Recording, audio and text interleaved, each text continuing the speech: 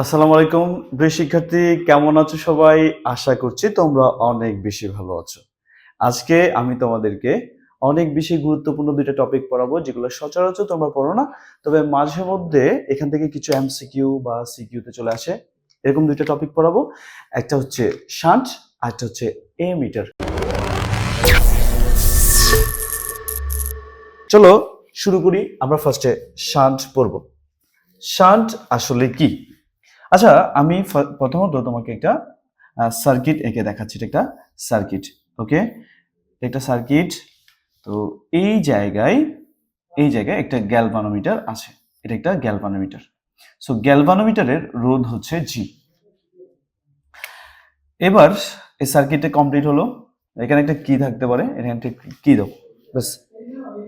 এবার দেখো, আমি যখন বর্তনী চালু করব, তখন এখানের মধ্য দিয়ে তড়িৎ প্রবাহিত হবে। এই যে এখানের মধ্য দিয়ে তড়িৎ প্রবাহিত হবে। কিন্তু দেখা যায় কি, যেহেতু তড়িৎ প্রবাহকে মাঝে মধ্যে অনিয়ন্ত্রিতভাবে আসতে থাকে, তাই অধিক তড়িৎ প্রবাহ এসে অনেক সময় গ্যালভানোমিটারকে নষ্ট করে দিতে পারে। এজন্য এই গ্যালভানোমিটারের সমান্তরালে আমরা একটা অল্প মানের রোধ যুক্ত করি। এই অল্প মানের রোধটাকে বলা হয় শান্ট।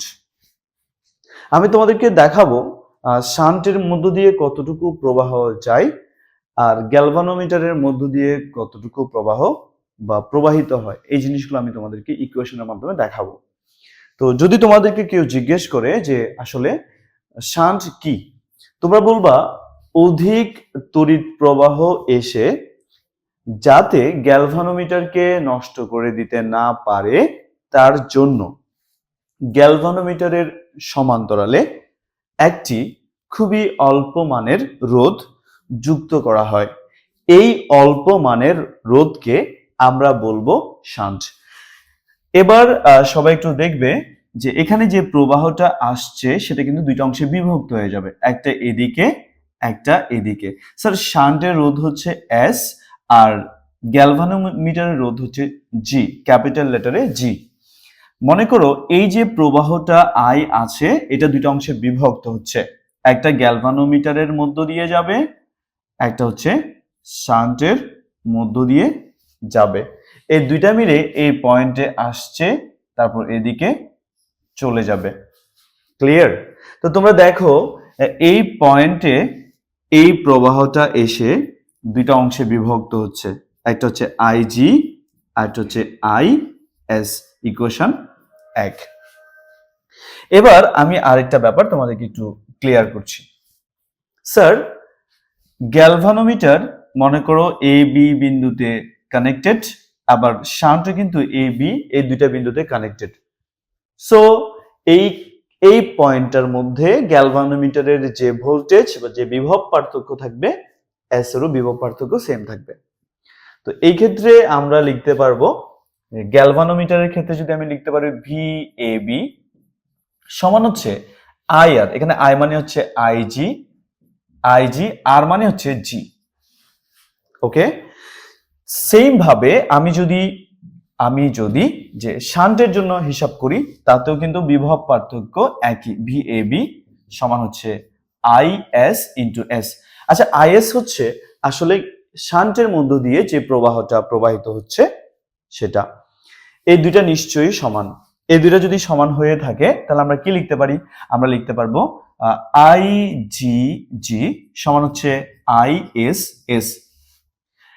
এবার আমরা আইজি আর এদিকে আইএস টাকে যদি একসাথে করে দেই, এদিকে এস থাকে এদিকে জি থাকে, আমরা উভয় পাশে 1 যোগ করতে পারি। তাহলে আইজি নিচে হচ্ছে আই এস প্লাস 1, আর এদিকে আমি এস বাই জি প্লাস 1 লিখতে পারবো।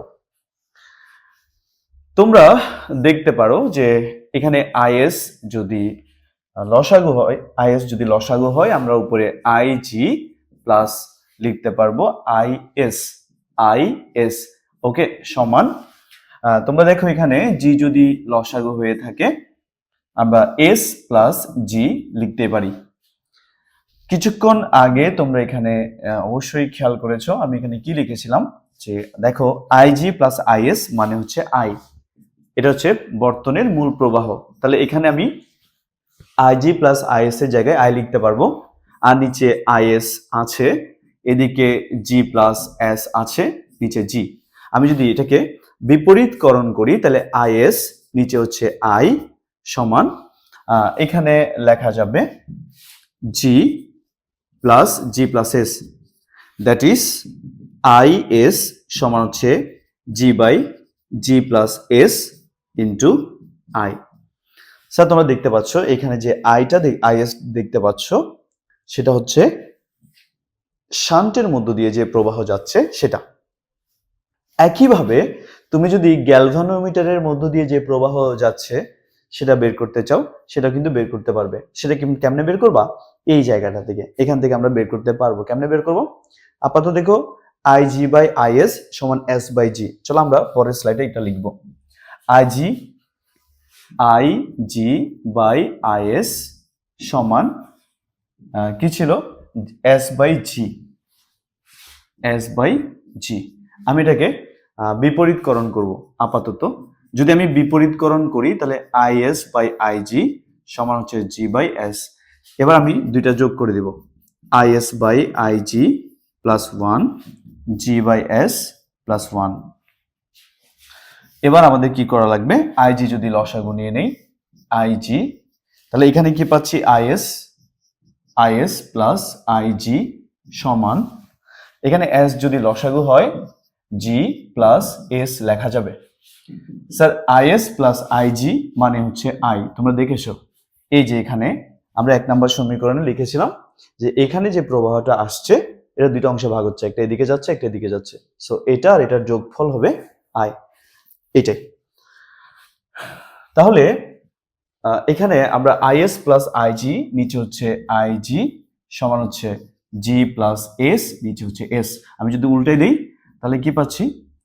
আইজি বাই আই সমান হচ্ছে S by G plus S, that is IG সমান S by S plus G, এটাকে ইন্টু মূল প্রবাহ। তাহলে এটা হচ্ছে গ্যালভানোমিটারের মধ্য দিয়ে যে প্রবাহ যাবে তার মান। আমি তোমাদেরকে দুইটা ব্যাপার দেখালাম।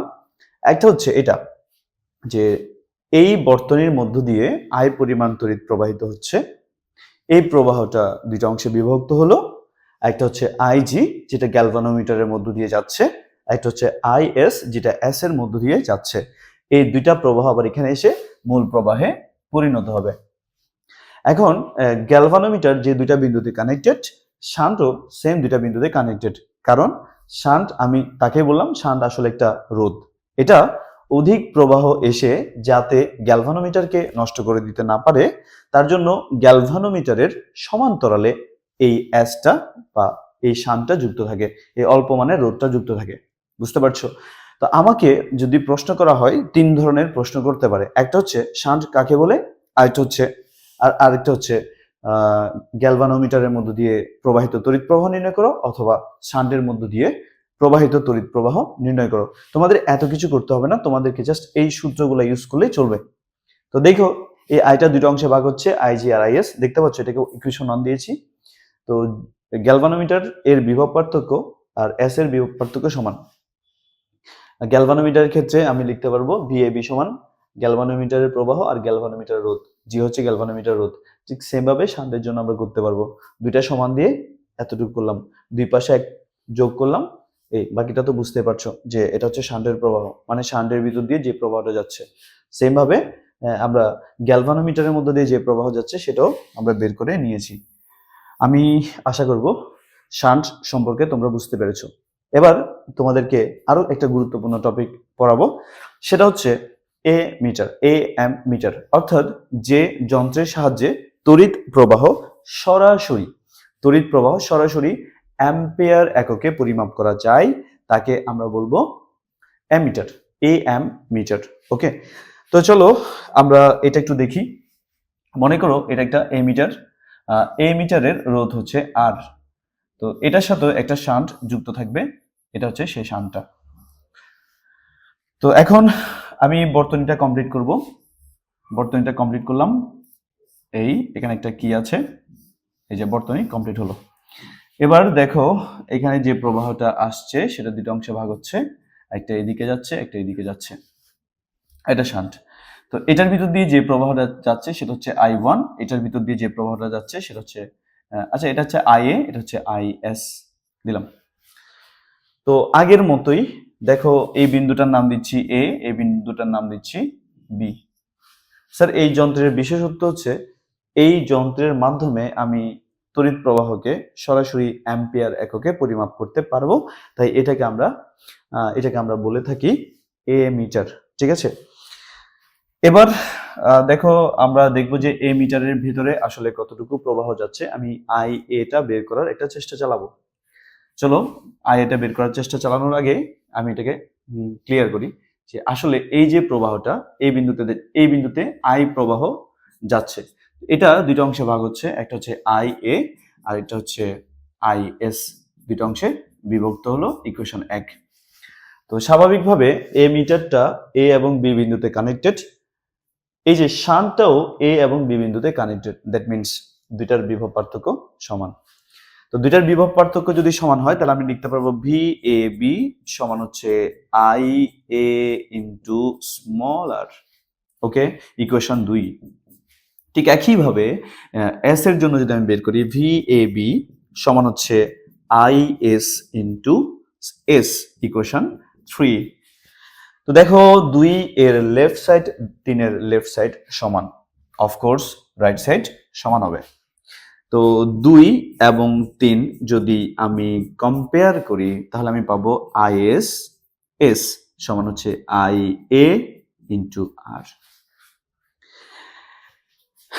এবার কি করা যায়, এবার আমি IS বাই IA করলাম। দেখো IS বাই IA সমান, মানে এটাকে নিচে নিয়ে গেলাম, স্মল আর আছে এটাকে নিচে নিয়ে যাব, small R divided by S লেখা যায়। ওকে, এবার আমি দুই পাশে 1 যোগ করব। যদি আমি দুই পাশে 1 যোগ করি তাহলে IS by IA plus 1 R by S plus 1 লেখা যাবে। তো এখানে IA যদি লসাগু নেই তাহলে কি পাবো, IS প্লাস IA সমান S যদি লসাগু নেই আর প্লাস S লেখা যাচ্ছে। তো IS প্লাস IA মানে হচ্ছে মূল প্রবাহ I, এদিকে হচ্ছে IA সমান হচ্ছে R প্লাস S, নিচে হচ্ছে S লেখা যাচ্ছে। এবার যদি আমি বিপরীতকরণ করি তখন আমি পাবো IA নিচে হচ্ছে I সমান হচ্ছে S by R plus S। Okay, তো আমি এটাকে একটু ছোট করছি।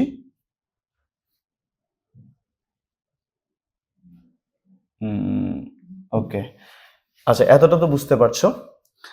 চলো এবার আমি এটা একটু উপরে নিয়ে যাই, একটু ভালো করে দেখো কি হচ্ছে। IA সমান হচ্ছে এখানে লেখা যাবে S by R plus S into এটা এই পাশে গুণ হয়ে গেল I। তো স্যার এই প্রবাহ যেটা পেয়েছো সেটা হচ্ছে অ্যামিটারের মধ্য দিয়ে যে প্রবাহটা যাচ্ছে তার মান। স্যার আমরা অনেক সময় দেখা যায়, মনে করো একটা এমিটার 0 থেকে 5 অ্যাম্পিয়ার পর্যন্ত, মানে সর্বোচ্চ 5 অ্যাম্পিয়ার পর্যন্ত তড়িৎ প্রবাহ মাপতে পারে। এরকম যদি একটা যন্ত্র থাকে, এখন তোমার ইচ্ছা করছে তুমি 500 অ্যাম্পিয়ার পর্যন্ত মাপবে, মানে প্রায় 100 গুণ বেশি মাপবে। তো সেজন্য তোমাকে এমিটারের পাল্লা বৃদ্ধি করতে হয়। তোমাকে কি করতে হবে, এমিটারের পাল্লা বৃদ্ধি করতে হবে। তো এমিটারে আসলে পাল্লা কেমনে বৃদ্ধি করতে হয় সেটা একটু দেখি। মানে আমি আবার তোমাকে বলি, একটু মনোযোগ দিয়ে শুনবা। সেটা হচ্ছে, মনে করো তোমার কাছে একটা অ্যামিটার আছে, এটা রেঞ্জ দেওয়া আছে এরকম, এটা রেঞ্জ দেওয়া আছে 0 থেকে 5 অ্যাম্পিয়ার, মানে তুমি হাইয়েস্ট এটা থেকে 5 অ্যাম্পিয়ার পর্যন্ত মাপতে পারবে। এর চেয়ে বেশি তড়িৎ প্রবাহ যদি হয় এটা শুধু 5 অ্যাম্পিয়ারই দেখাবে, এর বেশি কিন্তু আর দেখাতে পারবে না। তো এটার সর্বোচ্চ পাল্লা 5 অ্যাম্পিয়ার পর্যন্ত। কিন্তু তোমার ইচ্ছা করছে তুমি 500 অ্যাম্পিয়ার পর্যন্ত মাপবে, 500 অ্যাম্পিয়ার মাপতে চাও, তার মানে তুমি এখন মাপতে পারো 5 অ্যাম্পিয়ার, তুমি মাপতে চাও 500 অ্যাম্পিয়ার, তার মানে তুমি আরো 100 গুণ বেশি মাপতে চাও। তুমি ওই অ্যামিটার দিয়ে মাপতে পারবে, তবে তার সাথে একটা রোধ যুক্ত করতে হয়। এই রোধ যুক্ত করে এটার পাল্লাটা বৃদ্ধি করতে হয়। তো আমি তোমাদেরকে এখন দেখাবো যে আসলে পাল্লা বৃদ্ধি করার জন্য কতটুকু রোধ তোমাকে যুক্ত করতে হতে পারে। চলো এই জিনিসটা একটু দেখবো। স্যার আপাতত আই এ সমান S by R plus S into I, এই জিনিসটা মাথায় রেখে আমরা পরের স্লাইডে যাব। I A, sir I A সমান S by R plus S into I. Sir এই যে আমি এই জিনিসটাই লিখলাম, ঠিক আছে, S by R plus S into I, এটা আমি এখানে লিখলাম। স্যার আমি এখন এটা দিয়ে আই অ্যাম্পিয়ার প্রবাহ মাপতে পারি। এখন আমি চাচ্ছি এই এই মিটারটা দিয়ে n গুণ বেশি প্রবাহ মাপতে, যা মাপতে পারি তার চেয়ে আরো বেশি মাপতে চাই, n গুণ বেশি মাপতে চাই। তো n গুণ যদি বেশি মাপতে হয় তখন তুমি, এটা একটা মেকানিজম আছে আলাদা, কিভাবে সাজাবে, আই এর জায়গায় ওই প্রবাহটা বসাবে, আই এ, হ্যাঁ আই, তারপরে S by R plus S, S মানে কিন্তু শান্ট, যেটা যুক্ত করতে হবে অ্যামিটারের সাথে। তো তুমি মনে করো এখন যা মাপো তার n গুণ মাপতে চাচ্ছ, 10 গুণ, 20 গুণ, 50 গুণ, 100 গুণ, 1000 গুণ, যাই হোক আমি এখানে n গুণ মাপতে চাই বেশি। তো এখন তুমি নিজেই দেখো যে এই দুই পাশ থেকে আই চলে যায়, চলে গেলে এখানে একটা 1 থাকে, 1 সমান ns, এটার সাথে গুণ হয়ে গেল, নিচে হচ্ছে আর প্লাস এস, এটার সাথে এটা গুণ করে দাও, এটার সাথে এটা গুণ করলে কি হবে, ns সমান হচ্ছে আর প্লাস এস। তোমার টার্গেটটা কি? তোমার টার্গেট হচ্ছে আসলে এস বের করা, ns মাইনাস এস সমান হচ্ছে আর, এস কমন নিলে n মাইনাস ওয়ান সমান হচ্ছে আর, তাহলে এস সমান হচ্ছে R by n minus one. Sir R হচ্ছে এ মিটারে একটা নির্দিষ্ট রোধ আছে, সে রোধটা, n হচ্ছে তুমি কত গুণ বৃদ্ধি করতে চাচ্ছ, কত গুণ বেশি মাপতে চাচ্ছ, সেটা সে নাম্বারটা, যেমন এখন 5 অ্যাম্পিয়ার মাপতে পারো, তুমি 500 অ্যাম্পিয়ার মাপতে চাচ্ছ, তার মানে তুমি তুমি 100 গুণ বেশি মাপতে চাচ্ছ, এই এন জায়গায় ওই 100টাই বসাবে। তো এখানে একটা নাম্বার পাবে এস, এই এত মানের রোধ, এত মানের রোধ এ মিটারের সাথে, এত মানের রোধ এ মিটারের সাথে, এই যে এ মিটারের সাথে সমান্তরালে যদি তুমি যুক্ত করো, তাহলে তুমি এখন যে প্রবাহ মাপতে পারো তার n গুণ বেশি মাপতে পারবে। এভাবে তুমি এই মিটারের পাল্লা বের করতে পারবে। তো আজকের এই যে দুইটা টপিক তোমাদেরকে পড়ালাম, আমি আশা করছি তোমরা এই দুইটা জিনিস বুঝতে পেরেছো।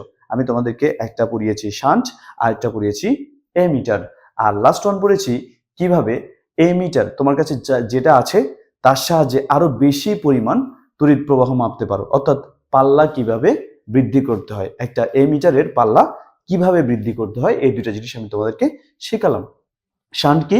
শান্ট হচ্ছে একটা অল্প মানের রোধ, যেটা গ্যালভানোমিটারের সাথে সমান্তরালে যুক্ত থাকে, যাতে করে অতিরিক্ত প্রবাহ এসে গ্যালভানোমিটারকে নষ্ট করতে না পারে। ব্যাস, এখান থেকে আমি তোমাদেরকে শান্টের ভিতর দিয়ে প্রবাহ কতটুকু যাচ্ছে সেটার সমীকরণ, গ্যালভানোমিটারের মধ্য দিয়ে কতটুকু তড়িৎ প্রবাহ যাচ্ছে সেটার সমীকরণ শিখিয়েছি। এরপরে আমি তোমাদেরকে শিখিয়েছি এ মিটার। এ মিটার কি? যে যন্ত্রের সাহায্যে তড়িৎ প্রবাহ সরাসরি অ্যাম্পিয়ার এককে পরিমাপ করা যায় তাকে আমরা বলবো এ মিটার। ওকে, তারপর আমি তোমাদেরকে শিখিয়েছি কিভাবে এই মিটারের পাল্লা বৃদ্ধি করতে হয়। তোমরা সরাসরি এটা এতটুকু যদি না পারো তাও তুমি এটা লিখবা আর বাই n মাইনাস ওয়ান, এত মানের রোধ এমিটারের সাথে সমান্তরালে যুক্ত করলেই এমিটারের পাল্লা বৃদ্ধি হয়ে যাবে, অর্থাৎ তুমি n গুণ বেশি তড়িৎ প্রবাহ মাপতে পারবে। তো আজকে এতটুকুই, নেক্সট ক্লাসে দেখা হচ্ছে এই অধ্যায়ের সৃজনশীল গুরুত্বপূর্ণ প্রশ্ন নিয়ে। সবাই নোট করবা, ঠিক মতো পড়াশোনা করবা, আর প্রবলেম থাকলে আমাকে অবশ্যই জানাবে। সবার জন্য শুভকামনা, আল্লাহ হাফিজ।